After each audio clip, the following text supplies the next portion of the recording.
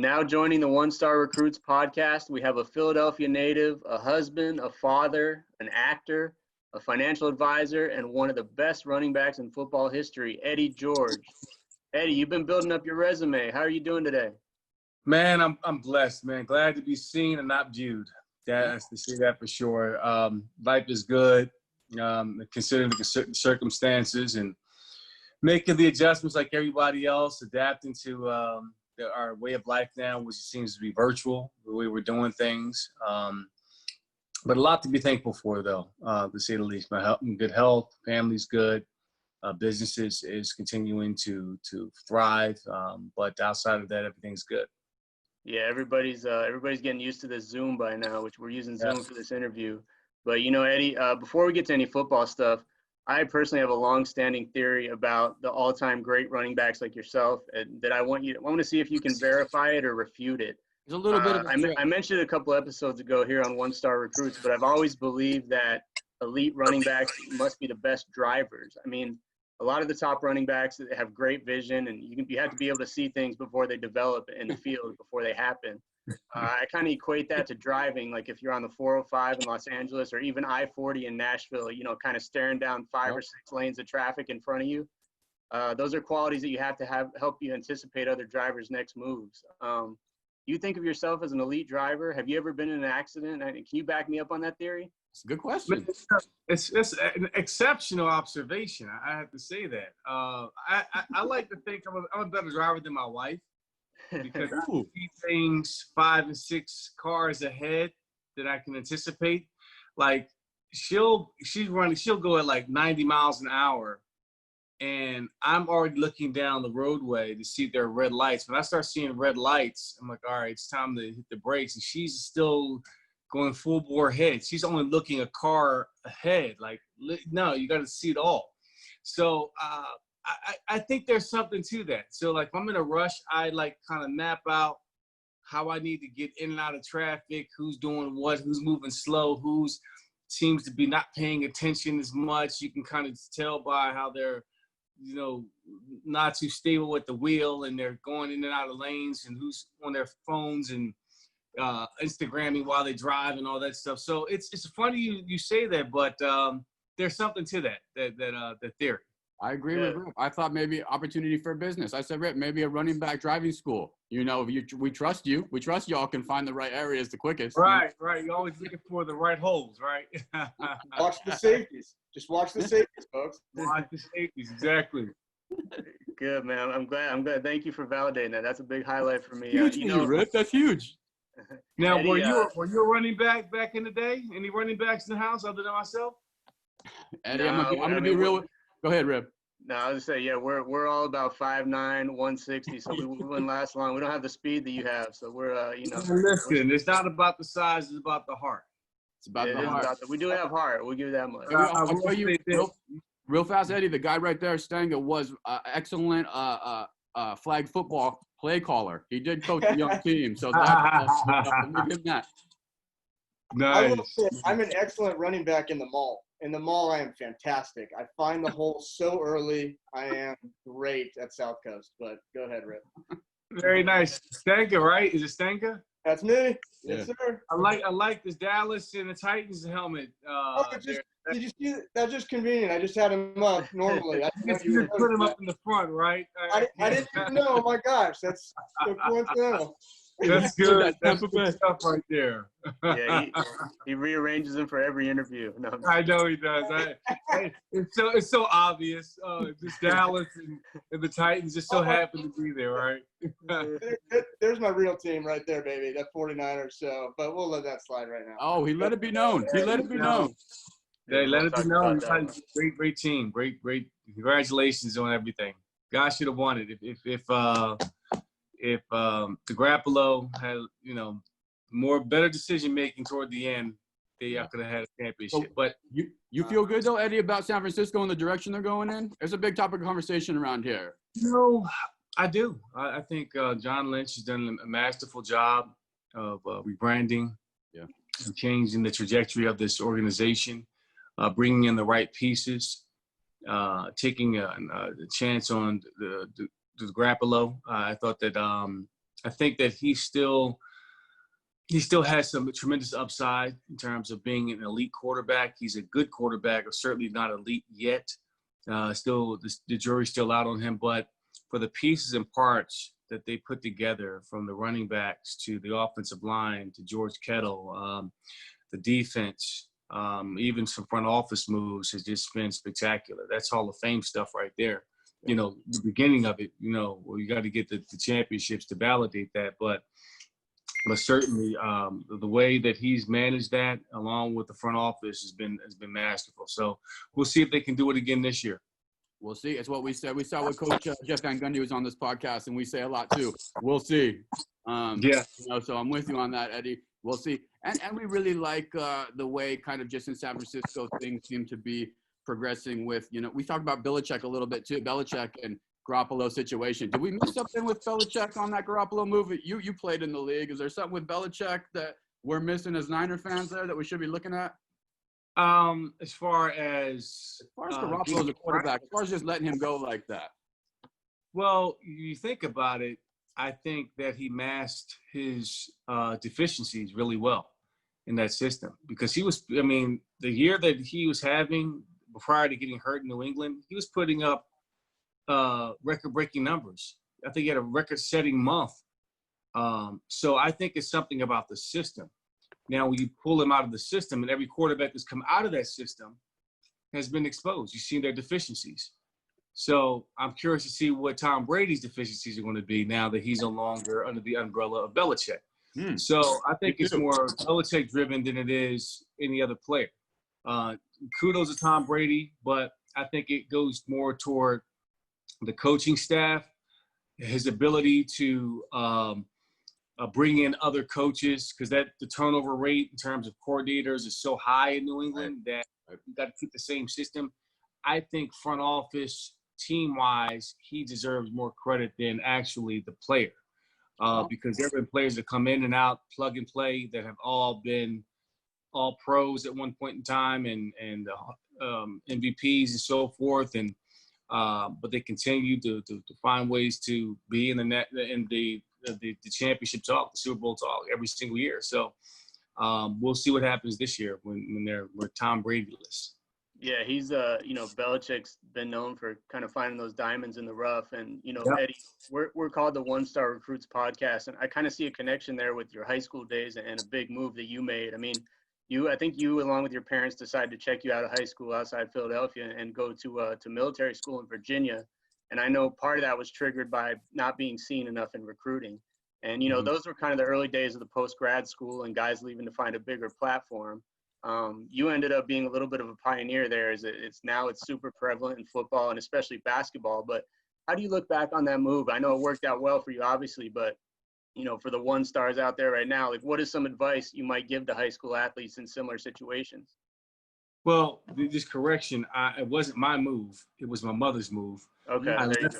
left Philadelphia when I was in high school, going into the 11th grade. So I wasn't even a one-star recruit. I was an O-star recruit. I didn't go there for football. I went for academics. It was by the grace of God that I was there in a program that allowed for athletes like myself to be seen by every school in the country because of the postgraduate program. So I played on the prep level for my years at Fort Union Military Academy, and it's not how you start, it's where you finish. And I get this is a one-star recruit podcast and so forth, but I like to say, listen, all that 5-star, 4-star stuff is bullshit to me. Yeah. Because it really inflates the ego of the player, of a young player. It kind of takes away from the fact that you still have levels to go in this business, or even in the game of football.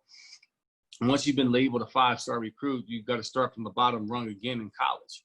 Yeah. And it's because you're a 5-star, 4-star, 3-star, 1-star, you haven't not made it, So I wouldn't get caught up into the star ratings, but more or less, where am I in the progress of my craft? Where am I in being the best player that I can be in totality and learning and growing and growth? Because some guys will rest on their laurels. I've seen All-Americans, high school All-Americans come to the doors of Ohio State only to get lost in the shuffle.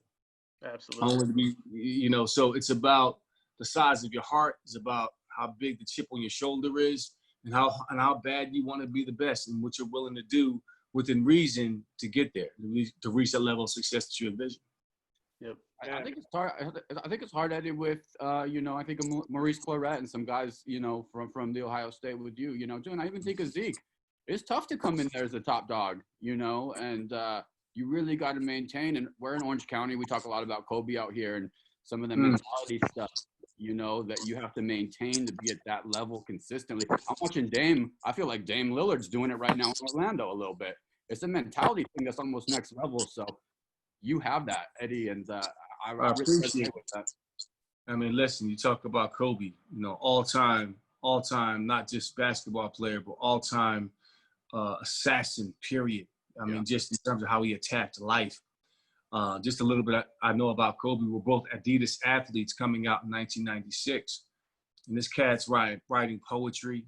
He's a storyteller. He writes scripts. You saw this early, Eddie, right? Very early. A young man in Kobe. He spoke, I want to say fluently, 5 different languages.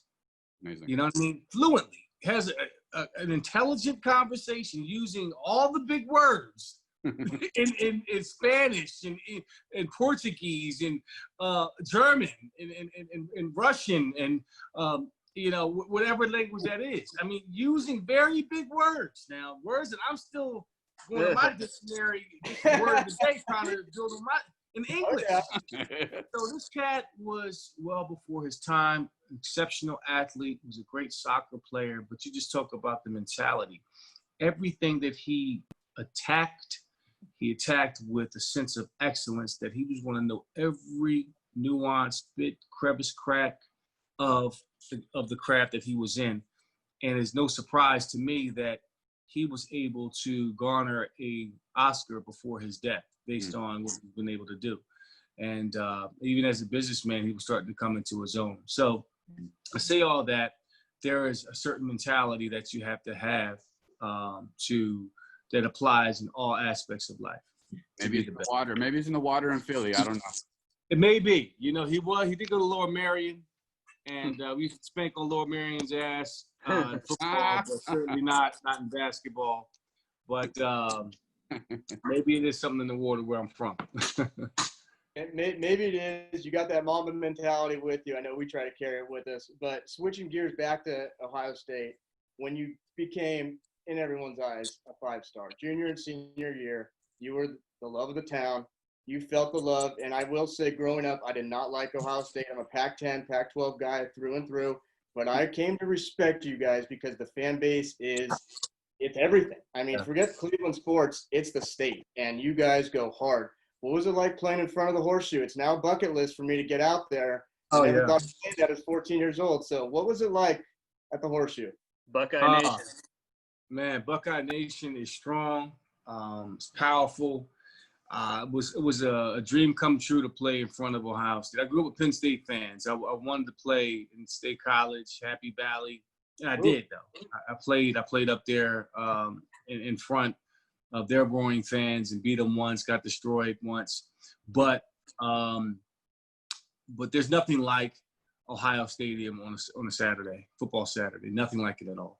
I think you compare Nebraska, you can compare Alabama, you compare some of the SEC venues, but you're not even gonna say Michigan. You're not even gonna say Michigan, right? We don't even say.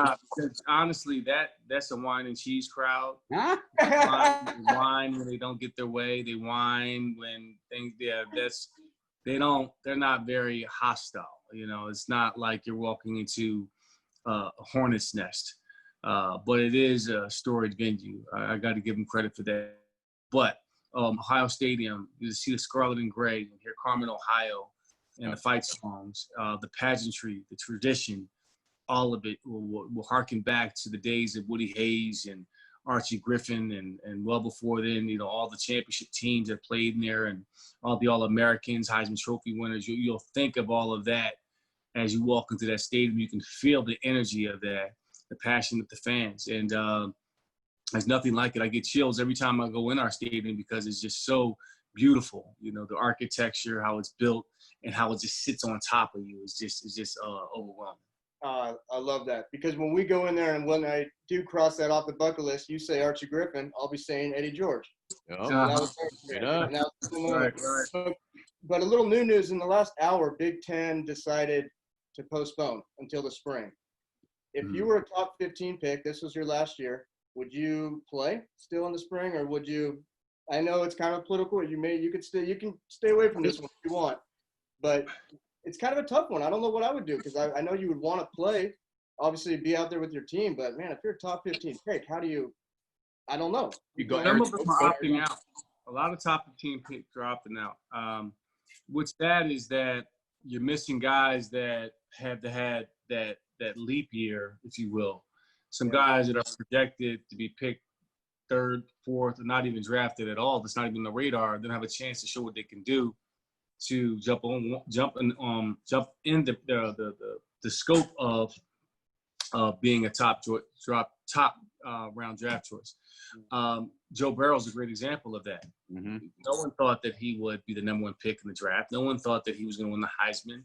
He was a mid-round guy at best.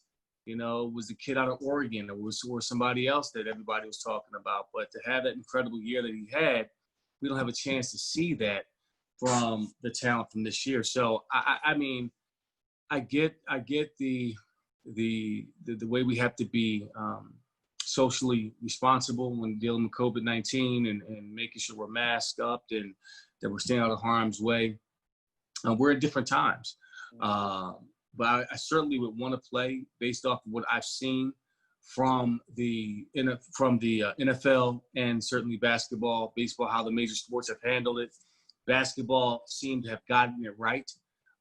Football, for college football, they completely got it all wrong. They had plenty of time to look at the data, plenty of time to set protocols in place, plenty of time to get ahead of this before schedule to say, hey, guys, let's get to camp 2 weeks earlier than normal to get everyone tested, to make sure that we're in a bubble, to make sure that no one's around, to get the proper, all the things you need to do to be successful. They did none of that, hence where we are today. They were banking on the fact that this would go away, it would disappear, whatever. It hasn't. It's gotten worse, but here we are. So it's tough. You can't really blame anyone. It's just the way it is right now. But if I'm a top 15 pick, I would have to weigh my options to say, am I high enough to just take my chances in my workouts to go, or do I come back in the spring and do it? And I think that's the individual decision that they have to make. Yeah, it'll be good. That's a great answer. It'll be crucial. It's like a group. It's like a project you got 3 months before, and then it's a week before to the project. Like, oh shoot, I have to write that paper now. That's how the NCAA is handled. How dumb? I mean, really, how irresponsible can you be with that? I mean, you had all this time to get this thing out, and you're just like, oh, well, we're just going to move forward with the season. And no, you can't do that. Good. Yeah, liability. I mean, they could have had all this stuff flushed out, hammered out well before it all happened. And they looked at the basketball model was a perfect example that they lost revenue there. And now you're going to take chances with the biggest revenue generator for all of college sports. Yeah. I mean, there's billions of dollars on the line, but also, more importantly, there's billions of lives on the line. Exactly. So, I mean, this is a poor job all the way across the board with the NCAA, the presidents, and college football in general. You know, speaking of revenue generation and making money, one of my favorite topics. I know you're in. I know you got your MBA. I know you dabbled in some acting. I know you're now leading a wealth management office. Mm-hmm. A lot of people right now are going through chapters in their life where change is coming. For the reasons. We don't got to spell that out. And it's a little scary to jump into the abyss of something new. You've done it successfully a handful of times here. Share with our listeners some techniques, tricks, and just real life right now, real talk for some people, what that chapter change looks like, what goes to your head, and then maybe some tools that you use to become these new, the next chapters, as I call it. Yeah, transitioning. Yeah. Great question. As I've transitioned, I continue to transition, and I think one, people have to embrace that change is going to happen, and you have to be fluid and agile to go along with that. You have to be open, number one, to the idea that, hey, you know, maybe you can't be defined by a job, because you're not a job, you're a human being, and you have different chapters, different purposes in life. And maybe this chapter was meant to teach you something and it's prepared you for what's next. So you have to be willing to explore that within the parameters of where we're living. This is an awesome time, a wonderful time to reinvent yourself, get quiet, to figure out what your purpose is, plan, and really think about, you know, what your purpose is going to be. So team together, Eddie, in your transitions, did you put a cabinet? I talk a lot. Did you put like people around you in those moments to you on your own working through it? Absolutely. I mean, you can't do it by yourself. You know, number one, my family was a huge support system. Counseling was another. I sought out a business coach to kind of talk through various ideas that I had floating on my head to see what works, what doesn't work, what's bullshit, what's not, you know, what sticks.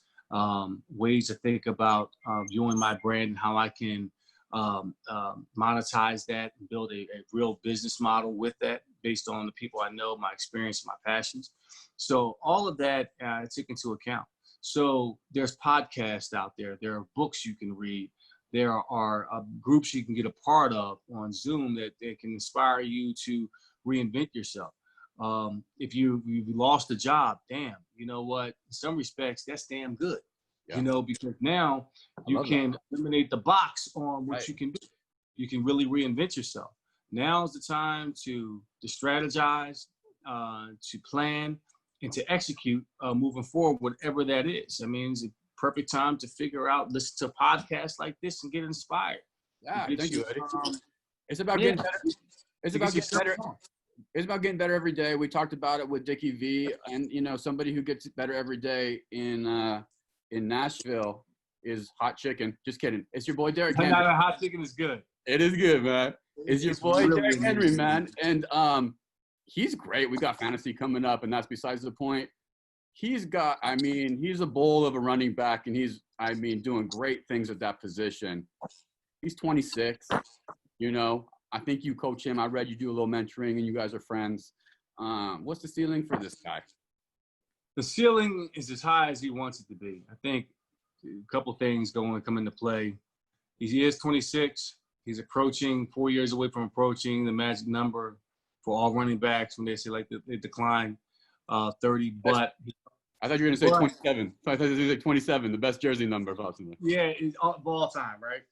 But I'll say for Derrick, you know, he's just now scratching the surface because he only has 2 years of actually playing. You know, his first couple of years, he was sitting behind DeMarco Murray. And now he's kind of found his sea legs, if you will, feels comfortable, knows who he is as a running back, playing the position. He can now grow in that capacity. So I think he has a lot more productive years ahead of him. Awesome. Thank you. King Henry, we're looking for big things this coming fall. But Eddie, you know, before we let you go, we close every guest interview with a rapid fire segment. So for you, you know, I know you specialize, you know, one of your careers, you specialize in giving financial advice. So I want to do a buy or sell with you on some different things. Just real quickly. I'm going to give you a couple words and you tell me if you're buying or selling. All right. All right. All right. So let's start with Zoom stock. Everyone's using Zoom right now. We're doing this interview on Zoom. Is this a long-term winner or just a passing fad? I think this is a long-term winner, at least for the next 2 years. Absolutely, because people are figuring out ways of connecting like this at very low cost. So your profit margins will grow. I like where the stock is going, even when they do find a cure or what is the word I'm looking for? Vaccine. A vaccine, thank you. A vaccine for the pandemic. I think this is still going to have tremendous upside.